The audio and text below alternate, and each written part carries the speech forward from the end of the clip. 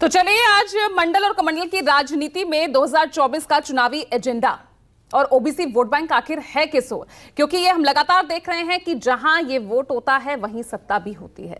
तो इस बार क्या स्थिति है, आज इसी पर हम विश्लेषण करने वाले हैं। बड़ा पैनल मेरे साथ मौजूद है, मेरे दो सहयोगी मेरे साथ बनेंगे। प्रशांत देव हमारे साथ जुड़े हुए हैं और साथ ही राजीव रंजन हमारे साथ जुड़ेंगे, जो कि विश्लेषण करेंगे मंडल और कमंडल की आखिर इस राजनीति में 2024 का चुनाव कहां जाता हुआ नजर आ रहा है। और राजनीतिक मेहमान हमारे साथ जुड़े हुए हैं, आप देख सकते हैं राकेश त्रिपाठी जी हमारे साथ जुड़ गए हैं बीजेपी से, कीर्ति निधि पांडे जी को आप देख रहे हैं समाजवादी पार्टी से हमारे साथ जुड़ गए हैं, रोहित झाकड़ जी हैं आरएलडी से हमारे साथ जुड़ गए हैं और चितरंजन गगन जी आरजेडी से हमारे साथ जुड़ गए हैं। आप सभी का बहुत बहुत स्वागत है। सबसे पहले प्रशांत देव आपके सामने, आपके पास ही मैं आ रही हूं। प्रशांत, कल यूपी में जिस तरह की दो तस्वीरें सामने आई है, हिंदू गौरव दिवस और समाजवादी पार्टी का ओबीसी महासम्मेलन, ये तो साफ हो गया है कि इस बार यूपी का चुनावी एजेंडा क्या होगा। कल की इन दो तस्वीरों से साफ हो रहा है, ओबीसी वोट बैंक साधना है और एक नया फार्मूला बीजेपी की तरफ से कमंडल और मंडल। ये जो नया फार्मूला बीजेपी का ला रही है, उसको लेकर हम कहें कि उत्तर प्रदेश का ये चुनाव इसी ओर जाने वाला है।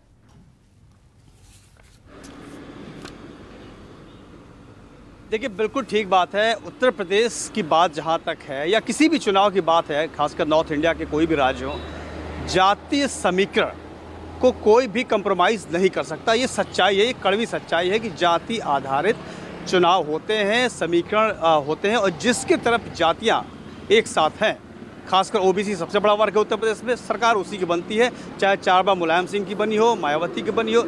जो जाति समीकरण जिसने साध लिया, सरकार उसकी बन गई। तो ये एक ज़मीनी सच्चाई है। कल क्या हुआ, कल दो बात हुई। एक तो दावा किया केंद्रीय मंत्री अमित शाह ने, गृह मंत्री ने, कि 80/80 सीट हमको लाना है और उसके लिए उन्होंने एक तरीके से पहली बार सार्वजनिक मंच पे इसको ऐलान किया। उसकी वजह यही है कि पश्चिम से लेकर के पूरब तक उन्होंने जाति समीकरण को ऐसा लगता है कि साध लिया हो। अभी राजभर को सम्मिलित किया है और अब इधर जो है लोध जाति है, जाट है जो पश्चिम में, उसको साधने के लिए उन्होंने नारा दिया और उस पर एक तरीके से ये कही कि जो तड़का लगाया गया वो इस बात का, कमंडल की जो आप बात करें, वो इस बात का लगाया गया कि उन्होंने बार बार इस बात को याद दिलाया कि राम मंदिर जो 2024 से बन के तैयार होगा, उस राम मंदिर आंदोलन के सबसे बड़े जननायक, सबसे बड़े जो नेता थे, जिन्होंने कई कुर्बानियाँ दी, जिन्होंने ऐलान किया उस वक्त की सरकार को कि मैं कारसेकों पे गोली नहीं चलाऊंगा, उसका महिमा मंडन किया गया, याद दिलाया गया। तो एक तरफ जाति समीकरण साधना और उसके ऊपर राम मंदिर मतलब हिंदुत्व के कार्ड को भी कल खेला गया। तो पूरी तरीके से अपनी जो किलेबंदी करने की कोशिश की गई। इसीलिए शायद पहली बार गृह मंत्री ने कहा कि 80 में 80, 73 का रिकॉर्ड, 73 सीटों का रिकॉर्ड तोड़ करके बाबूजी यानी कि कल्याण सिंह को श्रद्धांजलि अगर सही मायने में दी जाएगी तो आप उत्तर प्रदेश में 80 में 80 सीट लाइए।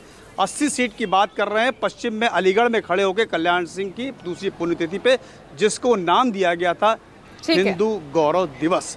तो इससे आप समझा जा सकता है, क्योंकि ये सच्चाई है कि जाति समीकरण में बंधा हुआ है और दूसरी तरफ पीडीए जो अखिलेश यादव कर रहे हैं। तो बीजेपी को इस बात का कहीं ना कहीं डर है कि अगर ये जातियां साथ नहीं होंगी तो उनका काम खराब हो सकता है। तो इसको कंप्रोमाइज़ से होने बचने के लिए, मतलब इसके थोड़ा सा ऊपर चढ़ के अगर हिंदुत्व का कार्ड खेल दिया जाए और कामयाब हो जाए, तो जो जातियां जो बंटने का डर हो, शायद इस पे एक हो जाए।